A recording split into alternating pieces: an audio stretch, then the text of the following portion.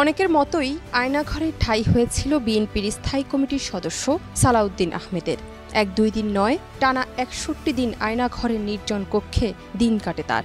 সম্প্রতি দেশ রূপান্তরের সঙ্গে একান্ত আলাপকালে ভয়ঙ্কর সেই দিনগুলোর স্মৃতিচারণা করেন তিনি। কেমন ছিল সেই আয়নাঘরের ভয়ানক জীবন, তার বর্ণনাও করেছেন তিনি। সালাউদ্দিন আহমেদ বলেন, আয়নাঘরের জায়গাটি ছিল কবরের মতো। একটি কামরা, আমার মনে হয়েছিল এটি কোনো বাড়ির নিচতলা হবে। কামরাটির আয়তন হবে ৫ ফিট বাই ১০ ফিট। টয়লেটের জন্য জায়গাটাতে কোনো রকম একটা ছিদ্র ছিল, সঙ্গে একটা পানির ট্যাপ। আমাকে লোহার দরজার নিচ থেকে খাবার দেওয়া হতো। কামরাটির বাইরে একটা স্ট্যান্ড ফ্যান চালু থাকতো এবং ছাদের সঙ্গে হাই পাওয়ার লাইট ছিল। ২০১৫ সালে ১০ মার্চ রাজধানীর উত্তরা থেকে সালাউদ্দিন আহমেদ নিখোঁজ হন। এরপর তাকে রাখা হয় আয়নাঘরে। সেখানে মানসিক নির্যাতন চালানো হয়, নানাভাবে চেষ্টা করা হয় বিভিন্ন দাবি মানতে, কিন্তু নিজ অবস্থানে অনড় থাকেন সালাউদ্দিন। এরপর তাকে সীমান্ত দিয়ে প্রতিবেশী দেশ ভারতে ছেড়ে দেওয়া হয়।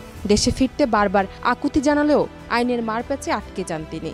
গণ অভ্যুত্থানে শেখ হাসিনার সরকারের পতনের পর ১১ আগস্ট তিনি দেশে ফেরান। জান্নাত নিপু, দেশ রূপান্তর।